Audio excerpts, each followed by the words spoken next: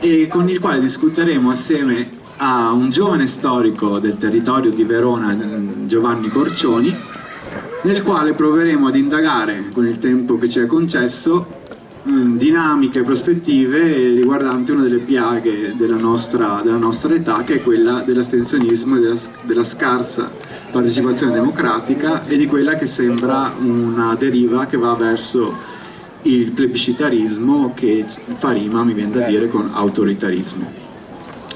Comincerei subito da chiedere a Federico Fornaro, visto che qualche mese fa è passato alle ribalte social, quantomeno sotto gli occhi di chi come me è un fervente europeista e che crede nel progetto europeo, su un intervento in risposta alle parole della nostra Premier sul manifesto di Ventotene.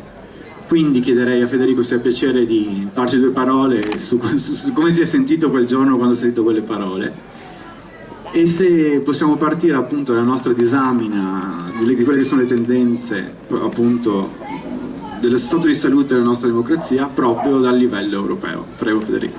Grazie a tutti voi della presenza, un ringraziamento ovviamente per l'invito a questa festa dell'unità e un ringraziamento davvero alle volontarie e ai volontari, perché senza il loro impegno e senza il loro sacrificio questi momenti non ci sarebbero.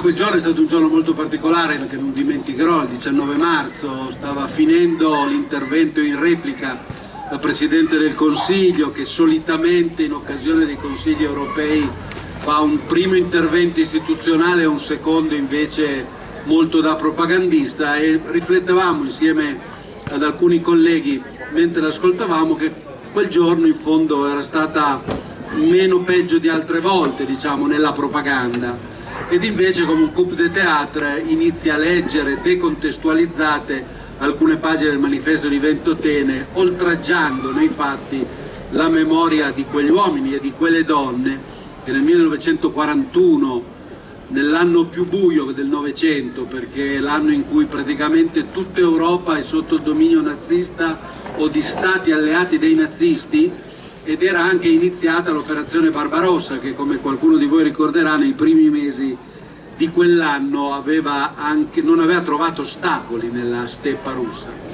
Insomma, in quel momento quegli uomini e quelle donne sulle scogliere di questa isoletta del Mediterraneo, grande 2,5 km, iniziarono a ragionare sulle ragioni della crisi e sulle prospettive, individuando nel nazionalismo, diciamo, il cancro che aveva devastato il corpo dell'Europa.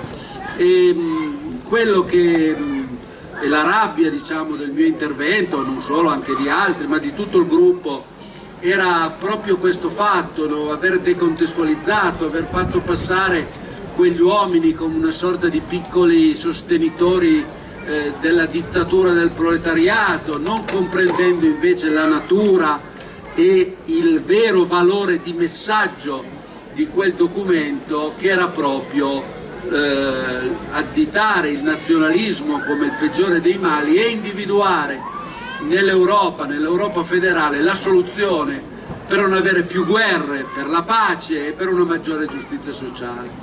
Quel giorno lei non fece, sia ben chiaro, un'operazione così non calcolata. Si è poi scoperto dopo che dietro c'era un dossier preparato dal sottosegretario Fazzolari, per essere chiaro un dossier pagato con i soldi di tutti. Non è un dossier uscito fuori dall'ufficio studi di Fratelli d'Italia, ma è uscito fuori da Palazzo Chigi. L'obiettivo era chiaro: denigrare, demolire quello che loro considerano un totem dell'antifascismo, perché il loro vero obiettivo è quello di negare la natura antifascista della Costituzione. Invece basta aprirla e leggerla quella Costituzione, per esempio nel secondo paragrafo dell'articolo 11, che tutti noi giustamente ricordiamo per il richiamo al fatto che l'Italia ripudia la guerra come strumento di risoluzione delle controversie, ma nel secondo paragrafo sostanzialmente si dice che l'Italia consente di limitare la propria sovranità nazionale ad organismi superiori, con l'obiettivo esattamente di realizzare pace e giustizia sociale. ma anche questi passaggi sulla proprietà privata che sembravano completamente centrati, se uno rilegge il 42 e il 43 della Costituzione ritrova sostanzialmente quel disegno, cioè che la proprietà privata può avere delle limitazioni, ci può essere un interesse pubblico che può determinare e tutti noi ricordiamo per esempio la nazionalizzazione dell'energia elettrica fatta negli anni 60, ma non solo, gli espropri, la possibilità di trasferire, come dice la Costituzione, ai lavoratori parti di azienda. Insomma, quello era il messaggio. Il punto di contatto col libro qual è? Che stiamo vivendo una fase difficile, complessa della storia d'Europa e delle democrazie occidentali. Norberto Bobbio dice con grande chiarezza che una delle caratteristiche della democrazia è proprio essere imperfetta e quindi un'entità imperfetta è soggetta periodicamente a crisi. Io preferisco il termine fragilità, cioè dobbiamo avere la consapevolezza che le democrazie occidentali in questo momento stanno attraversando una fase critica di grande fragilità, o come ha detto il Presidente della Repubblica in occasione dei saluti per le festività del 2024 al Quirinale, la nostra democrazia è affievolita. Questa è la consapevolezza e il libro prova ad indagare proprio sulle ragioni perché viviamo in una democrazia affievolita, perché in Europa, do un solo dato e finisco, in 20 anni siamo passati da avere tra popolari e socialisti democratici, cioè le due grandi famiglie politiche europee, il 65% dei rappresentanti del Parlamento europeo, dato del 2004, quel 65% è diventato 55% 10 anni dopo e l'anno scorso, quindi 20 anni dopo, è sceso al 45%. Mentre la destra radicale, la destra xenofoba, che era sempre stata tenuta ai margini del dibattito pubblico e delle dinamiche parlamentari, oggi è, se sommiamo il gruppo dei patrioti, il gruppo di Fratelli d'Italia, i deputati di Fratelli d'Italia e AfD, che è talmente a destra che neanche i patrioti la vogliono nel loro gruppo, arriviamo vicino al 25%. Oggi i socialisti e democratici, la sinistra di governo per intenderci, è al 18,8%. Perché? Che cosa è successo? È quello che prova ad indagare in questo libro, partendo da questo presupposto che l'astensionismo è una sorta di warning, di allarme, di malfunzionamento del sistema democratico. Non può essere sottovalutato perché in realtà è la spia di problemi seri nel rapporto tra una quota crescente di cittadine e cittadini con la democrazia e quindi con la politica nel suo complesso. Grazie. Molto interessante. Ora la parola a Giovanni Corcioni, che è dottore di ricerca in storia contemporanea, è membro del consiglio dell'Istituto Veronese di Studi sulla Resistenza e quindi abbiamo parlato d'Europa. Noi qui ci troviamo in Veneto, anche se il Veneto forse non è la regione più conosciuta per la sua tradizione di sinistra, tuttavia abbiamo un piccolo gioiello storico dal punto di vista della storia della sinistra di questo paese, che è quella di Giacomo Matteotti. Sappiamo anche che l'onorevole Fornaro ha scritto anche un libro su Giacomo Matteotti. Io vi volevo chiedere, anche se aveva piacere di integrare anche l'onorevole, su questi temi come può inserirsi il pensiero e la politica di Giacomo Matteotti, anche rimanendo sul tema dell'Europa. Noi abbiamo ricordato il manifesto di Ventotene, ma anche Matteotti ha un ruolo in ciò che era l'idea d'Europa. Buonasera a tutti. Naturalmente stiamo parlando di 20 anni prima circa dalla stesura del manifesto di Ventotene. Il manifesto di Ventotene, come sapete, viene scritto nel 1941, poi sarà pubblicato nel 1944 in copie naturalmente clandestine. Matteotti, di cui l'anno scorso era il centenario dell'omicidio, e appunto l'onorevole Fornaro aveva anche l'anno scorso scritto un bel libro sempre per Bollati Boringhieri per ricordare la figura di Giacomo Matteotti. Matteotti si è occupato in qualche misura comunque di Europa, con quindi 20 anni anche d'anticipo, e dobbiamo ritornare un po' indietro, cioè dobbiamo ritornare a un anno in particolare che è il 1922. Il 1922 è un anno importante per la vita di Matteotti perché lui diventa segretario del Partito Socialista Unitario e è in quel, diciamo, sono gli ultimi 2 anni di vita di Matteotti e sono gli anni forse in cui lui cerca di veramente mettere in piedi, di favorire, di promuovere un'idea di Europa. Lui stesso comunque aveva anche ribadito in alcuni suoi discorsi, cito anche testualmente, sollecitiamo la nascita degli Stati Uniti d'Europa, era questo che lui voleva. E perché? Perché comunque evidentemente aveva già fiutato un pericolo, un forte pericolo di crescenti nazionalismi nel continente europeo. Badate bene che in realtà la figura di Giacomo Matteotti può essere considerata simile per certi versi a quella di Spinelli, di Rossi e Colorni, perché anche Matteotti è stato confinato non durante il regime fascista ma durante la Prima Guerra Mondiale. Nella Prima Guerra Mondiale siamo nel 1916, quindi l'Italia è in guerra da poco più di un anno e Matteotti era una figura da subito fermamente neutralista, convintamente neutralista, senza se, senza ma, e questo gli costa un confino di 3 anni a Messina.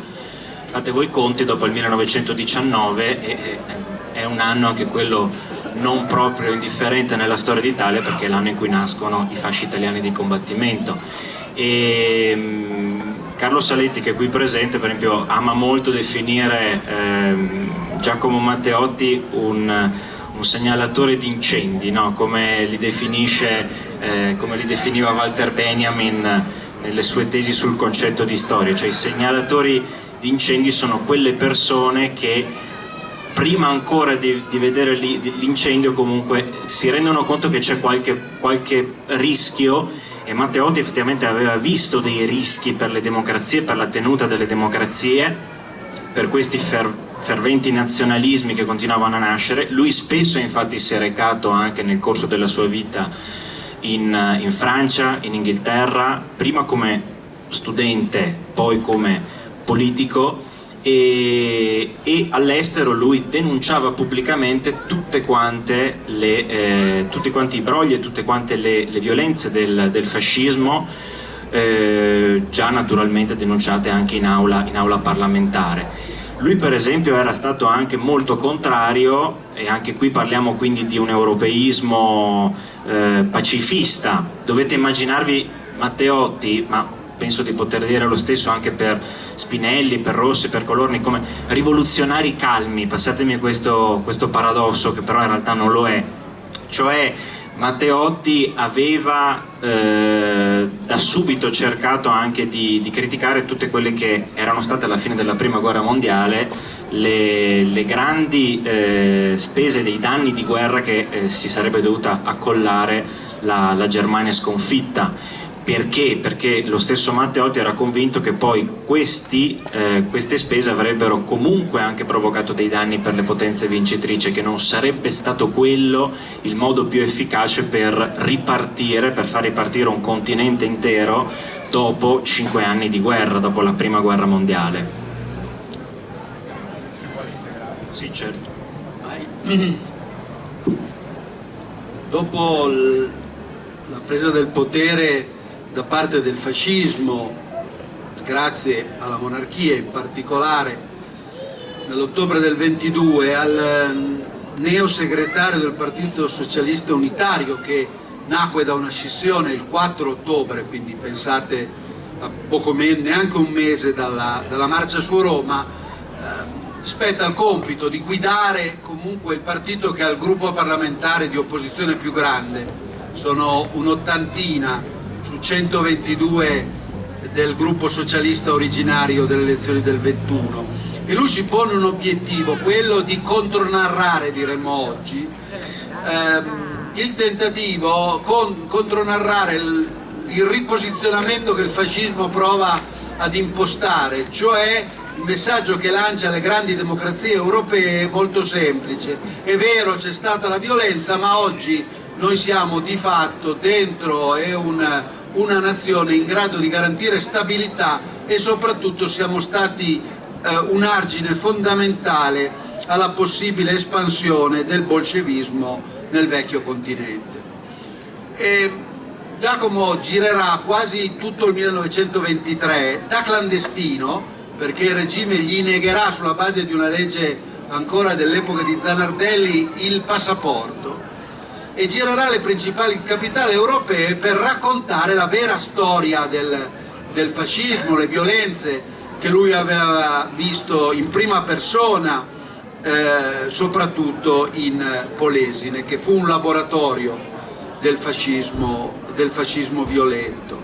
Ma lui aveva due preoccupazioni, lo disse molto chiaramente. La prima era quella che il trattato di pace con cui si era chiusa la prima guerra mondiale aveva clausole troppo vessatorie nei confronti della Germania, e questo avrebbe rialimentato lo sciovinismo e il nazionalismo tedesco, così come poi, come tutti noi sappiamo, fu. Ma soprattutto era molto preoccupato degli eccessi del nazionalismo. In questo c'è un'analisi assolutamente riconducibile poi a quella che è contenuta nel manifesto di Ventotene, cioè gli eccessi di nazionalismo si portano con sé il germe della guerra. E lì c'è tutto Matteotti, che non si fermava mai alla critica e all'analisi, ma faceva le proposte. Matteotti dice: per evitare questi rischi c'è un'unica soluzione, sono gli Stati Uniti d'Europa. 1923, come è stato giustamente ricordato, 20 anni prima. In questo io credo ci stia tutta la forza di Matteotti e anche la sua straordinaria attualità, perché dobbiamo riportare oggi cos'è alla base dei conflitti, dei maggiori conflitti, anche quello più vicino a noi, è proprio l'eccesso di nazionalismo.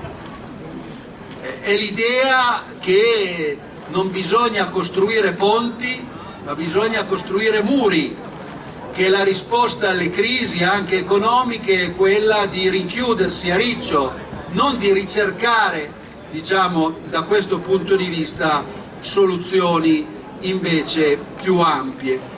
E se ci pensiamo bene, è questo che ha aiutato questa ondata molto forte di nazionalismo, che ha consentito alle destre radicali di fare un'operazione politica dal loro punto di vista unica e straordinaria, cioè hanno ibridato, hanno messo insieme i temi classici identitari delle destre radicali, gli eccessi di nazionalismo, la xenofobia, l'anti-europeismo, con i temi classici del populismo. E questo gli ha consentito sostanzialmente di uscire fuori da quei recinti di cui parlavamo prima. Io non posso pensare che in pochissimo tempo un tedesco su 5 sia diventato neonazista, eppure vota AfD, cioè ceti e segmenti della società oggi senza difficoltà votano un partito che si richiama dichiaratamente a una parte perlomeno di quella ideologia, e lo fanno perché si è sdoganato sostanzialmente quel mondo. E qui è il pericolo vero, perché quel mondo ha retto su una ipotesi ideologica propagandistica molto pericolosa, che è quella dello scontro in atto tra elite e popolo, con un ribaltamento dello schema tradizionale. Normalmente è stata la sinistra a rappresentare il popolo e la destra a rappresentare gli interessi costituiti. Oggi loro dicono: noi rappresentiamo il popolo contro l'elite che usano la democrazia rappresentativa per tenere oppresso il popolo. Questo è il pericolo vero. Il pericolo vero non è che c'è oggi un vento che spira verso destra, lo dico da parlamentare in questo caso, e vabbè, si sta altri 10 anni all'opposizione, in una democrazia ci può stare periodi anche lunghi. Il punto è un altro: loro contestano alla radice il modello di democrazia costituzionale che è alla base della nostra Costituzione, cioè loro sostengono un modello di democrazia in cui al centro ci sta proprio il rapporto diretto tra il popolo e l'eletto del popolo, con buona pace della divisione dei poteri, con buona pace dell'indipendenza della magistratura, degli organi di controllo, della gestione democratica del dissenso. Nella loro idea non è che non c'è più una democrazia, non è che non si va più a votare, ma c'è una profonda differenza. Intanto è concesso tutto, ma una volta che si vada a votare, chi vince prende tutto. Per 5 anni nessuno può pensare di frapporsi tra il popolo e l'eletto del popolo. Qual è il primo organo che attaccano i sovranisti e i sostenitori di queste tesi? È la Corte Costituzionale. In Ungheria cambiano la Costituzione per ridurre i poteri della Corte Costituzionale. Perché? Perché in una moderna democrazia costituzionale liberale chi vince non è padrone, non è il padrone, deve governare nell'ambito dei limiti che ci si era dati, delle regole del gioco, della convivenza civile che sono scritte normalmente in una Costituzione.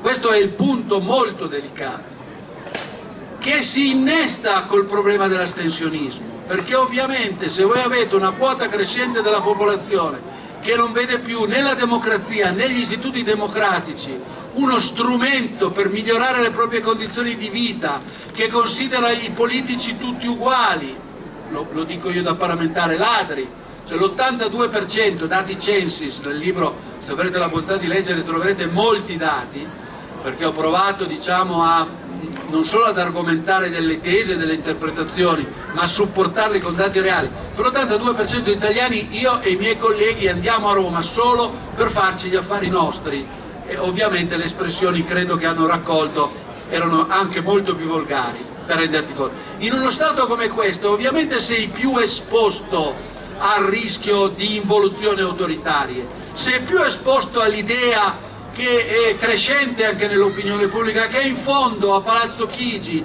per governare è sufficiente che ci sia una persona che faccia gli interessi del popolo, mentre i 400 che stanno a Montecitorio e i 200 a Palazzo Madama in fondo sono inutili, li abbiamo già tagliati una volta ma forse bisognerebbe tagliarli ancora.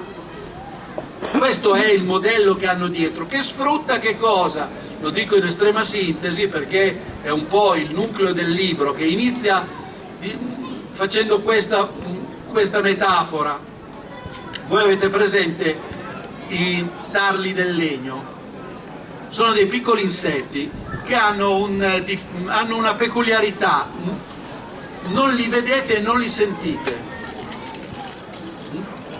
Vi accorgete della loro esistenza quando accanto al mobile trovate quella polverina bianca o giallognola.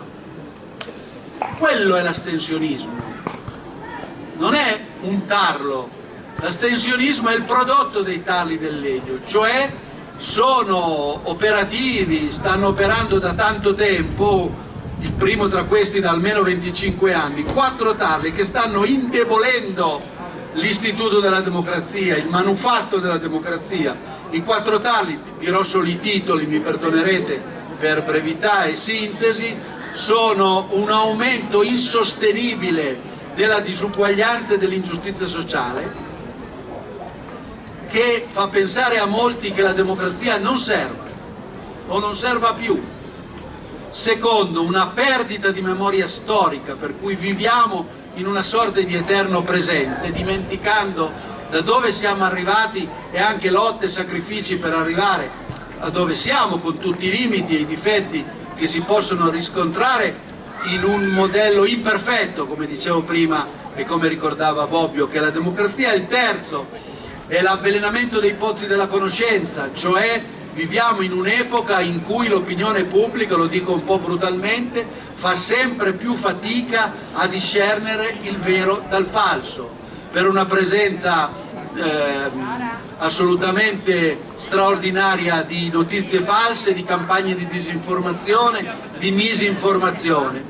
E in ultimo un quarto tarlo che è una perdita di fiducia nel futuro, si vede un futuro incerto, non ci si sente più tutelati, non ci si sente più protetti, e quindi tutto questo rende, diciamo, quella struttura che è la nostra democrazia fragile, ed è in questo contesto che è più facile che si inseriscano le proposte, la propaganda della destra su molti temi, e questo io credo spiega anche i risultati, che sono i risultati che prima ricordavamo. La velocità però va sottolineata. Nel 2013, quando era in Parlamento anche il collega Diego Zardini, che molti di voi conoscono, il gruppo di Fratelli d'Italia, Giorgia Meloni, dovette chiedere una deroga per costituire il gruppo parlamentare, perché aveva 9 deputati su 630. Oggi, a distanza di 10 anni, anzi nel 2022 erano 9, ne ha 135 su 400. 12 anni, La velocità con cui, ma 15 anni fa AfD non esisteva, Vox, che è il terzo partito spagnolo, non c'era, Chagà, che è il terzo partito portoghese, non c'era. Chiaro che cosa è successo? Sono successi alcuni fattori di cambiamento profondo della natura dei sistemi politici, è cambiata la struttura della società, ma al fondo che cosa è successo? Che una quota crescente della popolazione è uscita sostanzialmente sconfitta, nel senso che sta meno bene, sta peggio rispetto a 20 anni fa, a causa della globalizzazione. Sono i perdenti della globalizzazione, così li definisco nell'ultimo capitolo del libro, che sono quelli che non vedono più nella democrazia quella che la democrazia ha rappresentato per i loro padri e per i loro nonni. Qual è stato il trentennio d'oro della democrazia in Europa? Quello che va dal 45 al 75, in cui partiti forti, corpi intermedi forti, grande partecipazione, entusiasmo, passione caratterizzarono quegli anni, dopo l'incubo della guerra, del fascismo, del nazismo. Ma quel momento alto della partecipazione camminò insieme con la costruzione del modello sociale europeo, cioè col welfare state, cioè col miglioramento delle condizioni di vita materiale delle persone. Il miracolo. Da questo punto di vista noi abbiamo avuto il miracolo italiano, ma in generale in Europa si costruisce un modello che in altre parti del mondo non c'è. Carattere universalistico della sanità, il sistema pensionistico come è organizzato, cioè in generale si è avuto un'ascesa delle persone. Negli ultimi 25 anni, 20 anni, noi abbiamo avuto uno schiacciamento verso il basso del ceto medio, fino al punto che oggi 6 milioni di italiani hanno sfondato quello che gli statistici chiamano pavimento della povertà. E comunque abbiamo la nascita di una figura che non esisteva, quello del lavoratore povero. Gli americani lo chiamano working poor. Chi è il lavoratore povero? È un lavoratore, un uomo o una donna che ha un contratto nazionale, che ha un contratto a tempo indeterminato, però è diventato povero. Se ci pensate, nella nostra cultura politica il lavoro era fondamentale proprio per mettere al riparo della povertà. Oggi 2 operai su 10 sono poveri. Cito un esempio concreto per darvi l'idea della rabbia, dell'ingiustizia sociale percepita oltre che reale. La prima volta che la Fiat mette a Mirafiori, nel più grande stabilimento automobilistico italiano, in cassa integrazione, risale a 18 anni fa.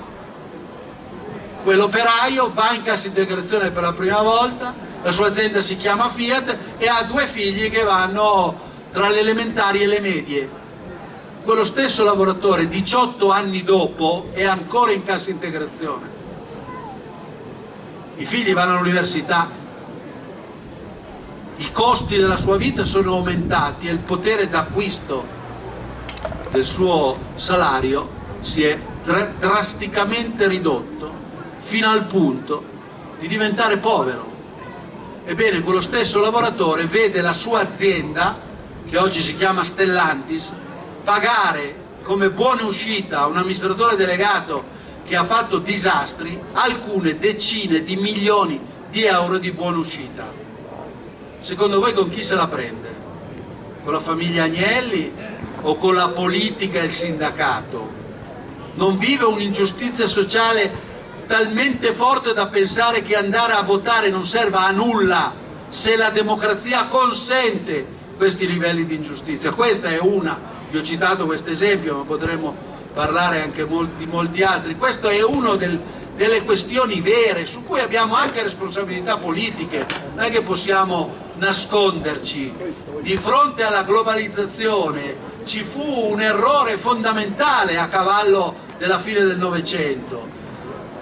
Tra il fine del Novecento e i primi anni del 2000 la sinistra in Europa, la sinistra democratica, aveva praticamente tolto tutti i presidenti del Consiglio e Clinton governava in America.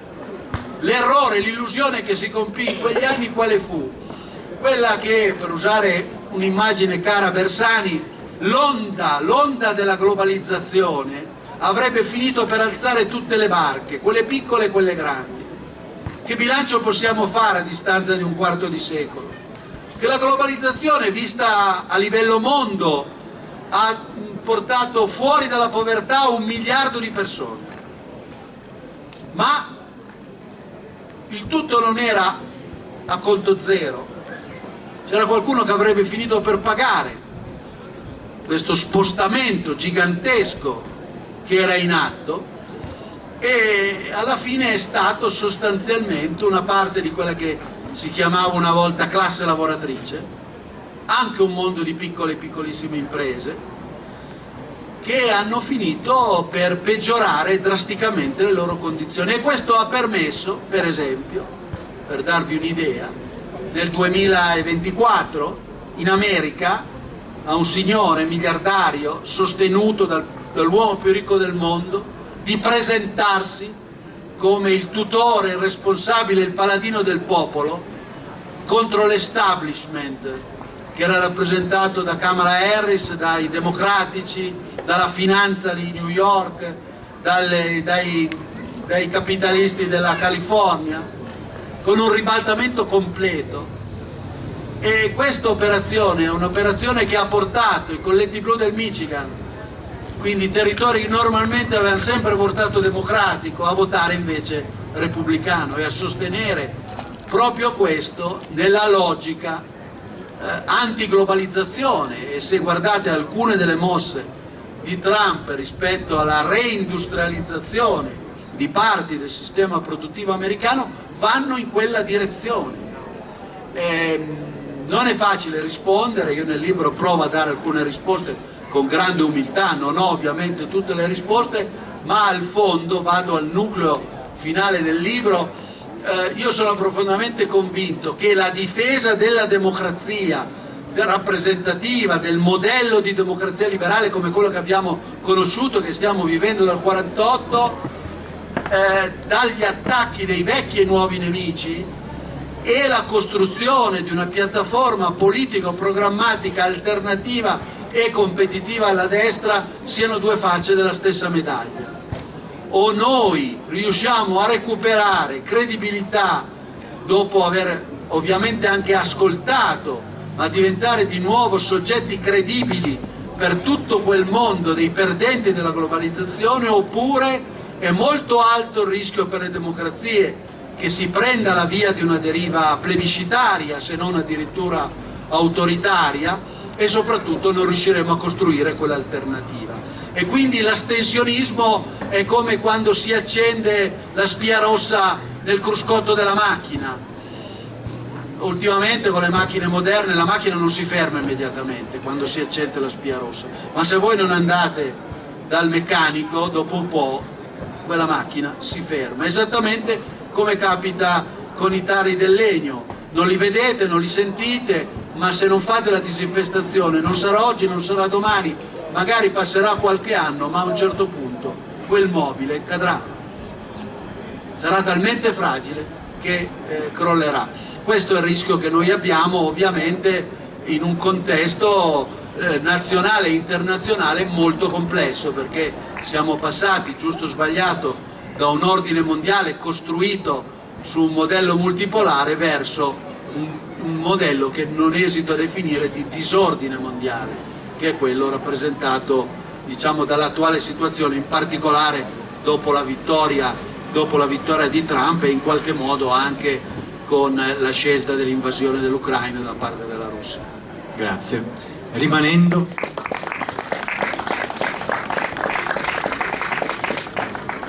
sul suo libro, che confermo essere ricchissimo di dati e chiarissimo nei nessi e nelle spiegazioni, uno degli atti che questo governo ha messo in atto e che preoccupano molta parte della popolazione, soprattutto di quella più attenta al diritto di esprimere il proprio dissenso, nel tuo libro parli in un capitolo del decreto sicurezza. È, secondo te, un atto vero e proprio di un inizio di un attacco alla nostra democrazia liberale per come l'abbiamo conosciuta, o è stato fatto più clamore che altro? Allora, qua uso un'altra metafora che non trovate nel libro, è quella della rana bollita. Avete presente la storiellina della rana bollita? Se voi prendete una rana e provate a metterla in un contenitore con l'acqua bollente, la rana si rifiuterà, cercherà di scappare, si ribellerà. Se voi invece nella pentola mettete dell'acqua tiepida, la rana ci andrà, e poi sarà sufficiente aumentare un colpetto per volta il gas sotto la pentola e alla fine la rana sarà bollita senza aver protestato. Noi corriamo, da un punto di vista democratico, un rischio simile. Lo dico con una battuta: se domani mattina Giorgia Meloni si vestisse con l'orbace, aprisse il portone di Palazzo Chigi, salisse a fare un discorso come quello di tanti anni fa, ci sarebbe un'insurrezione, tra virgolette, sarebbero proteste, finirebbe sui giornali di tutto il mondo. E invece il tentativo è quella, con una serie di provvedimenti, di far scivolare lentamente il nostro paese da un modello, come ricordavo prima, di democrazia liberale verso forme di democrazia illiberale. Tra questi colpetti, diciamo, di gas, uno è raccontato bene nel libro, c'è un intero capitolo, è la proposta di premierato all'italiana dell'elezione diretta del Presidente del Consiglio, e soprattutto il voto per trascinamento di Camera e Senato, perché quel modello prevede che al Presidente del Consiglio è garantita la maggioranza alla Camera e al Senato, una cosa che non è garantita neppure nel modello statunitense, presidenzialismo classico, e neppure in Francia, semipresidenzialismo. E il risultato finale è la costruzione, come dicevo prima, di un modello in cui c'è l'eletto del popolo e il popolo. In mezzo non ci può essere nessuno che può intermediare. È il modello di disintermediazione totale. L'altro sono provvedimenti come quello, per esempio, del decreto sicurezza, che per la prima volta in una democrazia costituzionale individua come reato, e quindi lo fa appartenere al mondo del penale, un comportamento classico non violento, di protesta non violenta. Qual è? È l'interruzione, il blocco stradale. Il blocco stradale non è che oggi nel nostro ordinamento fosse stato possibile senza problemi, semplicemente apparteneva alla categoria degli illeciti amministrativi, e se un gruppo di operai alla fine di una protesta fosse andato sulla tangenziale o sull'autostrada a bloccare quell'autostrada, avrebbe rischiato una multa, una sanzione da 1.000 a 4.000 euro. Con il decreto sicurezza oggi quegli operai che quindi fanno una protesta pacifica è forse l'ultima possibilità che hanno per attirare l'attenzione di fronte alla possibile chiusura, a quelle delocalizzazioni che sono figlie dei processi di globalizzazione. Oggi, se lo fanno, attenzione alle parole perché sono importanti, con il proprio corpo, e sono più di 3, vi ho provato a spiegare in commissione, io sono affari costituzionali, che se lo fa uno da solo non arriva la questura, arriva il 118, perché vuol dire che ha perso, è fuori di senno. Ma se lo fai in più di 3 e lo fai col proprio corpo, oggi rischi da 6 mesi a 2 anni di prigione. Non sei arrestato immediatamente, ma se oltretutto reiteri il reato, tu rischi di finire in galera, e comunque alla fine di quella vertenza tu sei un delinquente, hai la tua fedina penale sporca, non potrai neanche più partecipare a un concorso pubblico. Questo è il passaggio che è avvenuto, ed è un passaggio che esattamente divide il confine tra una gestione democratica del dissenso e una gestione più autoritaria del dissenso. Questo è il punto, e quindi con questi piccoli colpetti alla fine noi rischiamo di fare la fine della rana bollita, anche per il lavoro dei tarli, perché uno dei lavori dei tarli ha prodotto il fatto che oggi l'opinione pubblica fa molta più fatica, ha meno spirito critico, è meno attenta. Accanto a questo, e mi piace dirlo in presenza del Presidente dell'Istituto Storico della Resistenza, ringraziando davvero la rete degli istituti per il lavoro straordinario che fanno insieme all'ANPI, è accanto un tentativo di riscrittura della storia, che è molto semplice. Guardate, anche qua è banale, non li sentite, il gioco è molto sottile, il tentativo di riscrivere quel ventennio sostanzialmente, dividendolo in 2 parti, fino al 1938 e dopo il 1938. Il discriminante sono le leggi razziali, l'entrata dell'Italia in guerra, l'alleanza con Hitler, insomma quello lì, quel Mussolini lì, non lo difendono neanche più quelli di Casa Pound, di cui avete qua a Verona un'ampia rappresentanza, non lo difendono neanche loro alla fine. Chi difendono? Cosa difendono? Loro e anche parti significative della maggioranza, l'altro Mussolini, quello che in fondo fino al 1938 è stato uno statista, ha fatto anche cose buone. Questo è il tentativo che è in qualche modo prodromico all'altra operazione, perché un'opinione pubblica più insensibile e più aperta alla possibilità di un rischio di deriva plebiscitaria.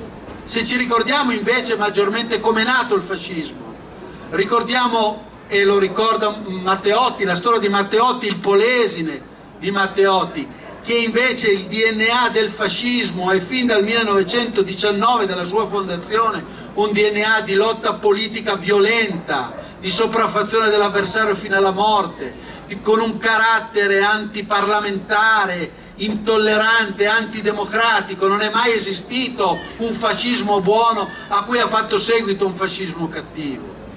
Questo è il punto, è il tentativo di saldatura. E ancora la contraddizione di avere nel principale partito italiano, votato dal 30% degli italiani, secondo i sondaggi, ma pigliamo anche l'ultimo dato del 26, che ha dentro il simbolo, quella fiamma tricolore di cui racconto la storia nel libro, e che è il cordone ombelicale che tiene unito il neofascismo repubblichino oggi ancora con Fratelli d'Italia. Questo è il problema che noi abbiamo, in qualche modo la peculiarità italiana che ritorna, non aver fatto fino in fondo i conti con il fascismo, e che consente ad un partito tranquillamente di continuare ad avere quel simbolo che nasce nel dicembre del 1946, e quella fiamma aveva sotto un trapezio, quel trapezio era la bara di Mussolini, e quella fiamma era l'anima immortale di Mussolini. Oggi il primo partito italiano, partito al governo di una grande democrazia, ha quello nel simbolo. E quando Ciriani, ministro friulano, ha detto, si è permesso di dire che in fondo, vabbè, ci possiamo anche pensare a toglierlo, la risposta di La Russa, Presidente del Senato, è stata tranchant: finché sarò in vita io, non se ne parla, punto. E la Presidente del Consiglio il 3 gennaio del 2025, anche qua un anniversario del famoso discorso di Mussolini, di rivendicazione di tutto il fascismo e della violenza del fascismo, si dichiarerà orgogliosa di quel simbolo, dell'orgoglio di una storia, di una tradizione, di un patrimonio che affonda le radici nel fascismo repubblichino. Questa è la questione che abbiamo di fronte e il pericolo che corriamo non è quello, come ci dicono, di vedere fascisti sotto ogni pietra calziamo. Il fascismo in quanto tale non tornerà, non può tornare, appartiene a quella fase della storia, ma un lento scivolamento, una perdita della democrazia liberale è un rischio reale, perché non è solo italiano, è europeo. In Germania c'è un dibattito interno alla CDU, se fare o non fare l'alleanza con AfD. Questo 10 anni fa sarebbe stato impensabile, impensabile. Questo è il cambiamento profondo che c'è nella società, la difficoltà, la rottura di una relazione sentimentale, passatemi questa espressione un po' naif, tra il popolo e la democrazia.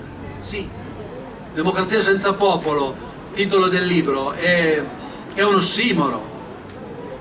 Democrazia è il governo del popolo, il demos. Eppure siamo in una situazione in cui c'è un pericoloso allontanamento e i dati sull'astensionismo, se voi li leggete anche nelle città, seguono questa riflessione: dove si sta peggio, dove c'è un livello di istruzione più basso, si va meno a votare, dove si sta meglio e dove c'è un livello di istruzione medio-alto si va maggiormente a votare.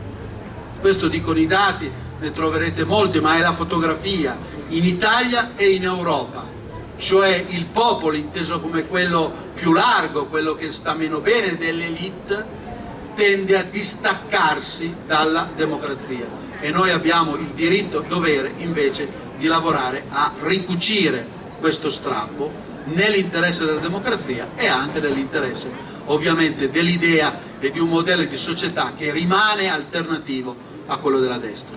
Grazie.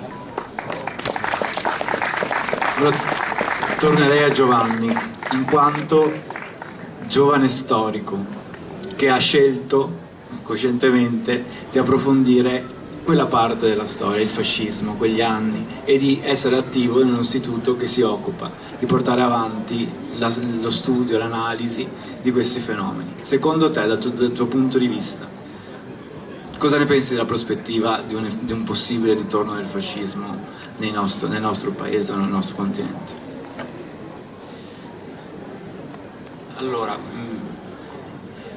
diciamo così, faccio una battuta iniziale. Non so se avete presente, se ricordate il personaggio di Corrado Guzzanti, quello che a un certo punto lui dice: la domanda è mal posta. Ecco, secondo me noi stiamo sbagliando la domanda, perché noi continuiamo a chiederci se torna o non torna. Invece secondo me la domanda giusta che dobbiamo farci è: perché ci chiediamo se torna o non torna? Secondo me è qui che dobbiamo partire con delle riflessioni. Ora, io sono d'accordo con l'onorevole Fornaro, cioè il fascismo come fenomeno storico io non credo che tornerà, ma so che magari forse, anzi, tu nel libro anzi dici, a volte quando mi fanno delle domande su questo sembra che ci rimangano male perché io dico che no, non può tornare il fascismo. Non do questa risposta per insensibilità o per scarsa preoccupazione, nel senso, io ho a cuore naturalmente i problemi e i rischi della nostra democrazia. Io credo che storicamente però questo non sia possibile, non mi convincono, diciamo, i ragionamenti logici che ci stanno dietro, e sul fatto che noi ci interroghiamo se torna o non torna, il perché, io credo che non sia riassumibile. Ora, naturalmente una risposta deve essere anche sintetica, quindi cercherò di essere rapido, però io credo che possiamo trovare, se me, una serie di spunti di riflessione per capire cosa effettivamente ci porta a fare questa domanda, a farci questa domanda. E potremmo parlare di una serie di macro aree. Allora, una prima è quella che possiamo definire una storia semplificata. Nel libro si parla anche di memoria storica, ma su quello dopo ci torniamo. Nel senso che noi siamo abituati a pensare il fascismo come una struttura monolitica, cioè il fascismo è questo, boom. Ma all'interno comunque del ventennio fascista ci sono state molte sfaccettature del fascismo, solo per soffermarci sul caso italiano, ovvero, perché dopo potremmo anche parlare di fascismo fuori dall'Italia, ma io adesso mi sono occupato per le mie ricerche soprattutto di fascismo italiano, ma il fascismo italiano per esempio del 1919 non è il fascismo del 1938, non è neanche il fascismo del 1943. Se noi andiamo a leggere il programma di San Sepolcro ci sono dei punti programmatici in cui si parla della giornata lavorativa di 8 ore, dell'abbassamento dell'età pensionabile, si parla di assistenza agli infortuni sul lavoro, si parla di suffragio universale, si parla di voto ed eleggibilità per le donne. Palmiro Togliatti per esempio nel 1936, lui stesso dice: facciamo nostro il programma di San Sepolcro. E poi però di cosa stiamo parlando? Stiamo parlando anche di un fascismo che nel 1926 emana le leggi fascistissime, che per esempio instaurano il confine, qui torniamo anche sul manifesto di Ventotene, quindi in totale contraddizione per esempio con molti dei punti programmatici del programma di San Sepolcro. Nel 1938 entrano in vigore le leggi razziali, nel 1943 entra in vigore la Carta di Verona, un manifesto di Verona, perché c'è una repubblica sociale nel frattempo che è nata. La Carta di Verona definisce gli ebrei stranieri, che significa nemici in tempo di guerra. Quindi esattamente quando noi utilizziamo il termine fascismo o fascista, oggi di quale fascismo stiamo parlando? E secondo me qua semplifichiamo un po' troppo la questione, dovremmo essere molto più specifici. Anche quando parliamo di Mussolini, per esempio, siamo troppo, semplifichiamo troppo, perché anche lì noi spesso tendiamo a vedere il fascismo come una sorta di mussolinismo, no? Tutto il Mussolini è fascismo e tutto il fascismo è Mussolini, ma non è esattamente così. Se prendiamo per esempio in considerazione vi do due date importanti del ventennio fascista. La marcia su Roma. Chi veramente è stato il fautore della marcia su Roma è Michele Bianchi, non Benito Mussolini.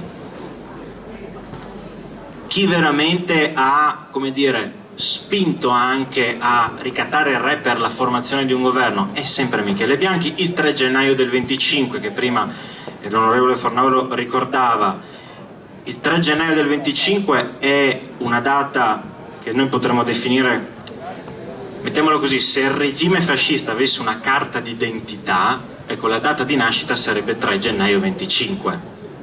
Ma una figura per esempio fondamentale per quella data è Roberto Farinacci, non solo Mussolini. Questa per esempio è una prima questione, quindi di una storia troppo spesso semplificata perché non la si conosce per tutta quanta una serie di ragioni. Poi c'è una seconda questione, che è quella che è una inflazione lessicale, chiamiamola così, un abuso lessicale. Quando nasce il termine fascismo? Quando è la prima volta che noi leggiamo su un giornale o su una lettera d'archivio fascista? Ha un'origine completamente scollegata da quella che conosciamo noi oggi. Dobbiamo tornare all'800, quando esistevano delle associazioni che in realtà erano politicamente più vicine a uno stampo più di sinistra, se vogliamo dirla tutta: i fasci operai dei lavoratori nell'Italia settentrionale, i fasci dei contadini siciliani. Nel 1893 ci sono dei grossi scontri di questi fasci dei contadini siciliani, ci sono alcune cronache che ne parlano, alcune lettere anche di Napoleone Colajanni, e lì per esempio parliamo del termine fascista, ma evidentemente ha tutto quanto un altro significato. Non solo, noi stessi ci siamo, credo, complicati molte volte cercando invece di semplificarci su cosa veramente è questo fascismo, perché noi attacchiamo sempre delle etichette, degli aggettivi anche vicino a questo fascismo. L'inventiva di molti politologi è stata quella di parlare di un fascismo generico, cioè racchiudendo all'interno di questa definizione tutte quante le possibili sfumature di fascismo italiano e non italiano. Ma non mi sembra che noi parliamo però di un bolscevismo generico, di un giacobinismo generico, di un liberalismo generico. Per il fascismo c'è questa, come dire, peculiarità. Abbiamo la necessità. Umberto Eco, lo sapete tutti, no? Nel 95 ha tenuto quella famosa conferenza in America, che poi è diventata anche un libro, Il fascismo eterno, su cui io avrei qualcosa da dire, ma adesso naturalmente non voglio scomodare Eco, però un punto sì di quel discorso. All'interno di quel discorso Umberto Eco definisce quello fascista un totalitarismo, lui lo definisce un totalitarismo fazzi. Fazzi vuol dire cioè impreciso, sfocato, non ben definito. E lui addirittura arriva a dire che il fascismo non ha ideologia, perché Mussolini aveva solo retorica. Ora, con tutta la stima per Umberto Eco, ma è difficile pensare che un gruppo di persone nel giro di 2 o 3 anni prende il potere, instaura un governo che poi diventerà un regime, dà vita a delle leggi fascistissime, dichiara delle guerre coloniali, proclama un impero, prende parte a una seconda guerra mondiale a fianco della Germania nazista, fonda una repubblica sociale italiana e poi, se vogliamo dirla tutta, come diceva anche l'onorevole Fornaro, sarà ancora in vita in forma di neofascismo con il movimento sociale italiano. Tutto questo senza un'ideologia. È piuttosto difficile, secondo me, da pensare questo. E anche il termine impreciso.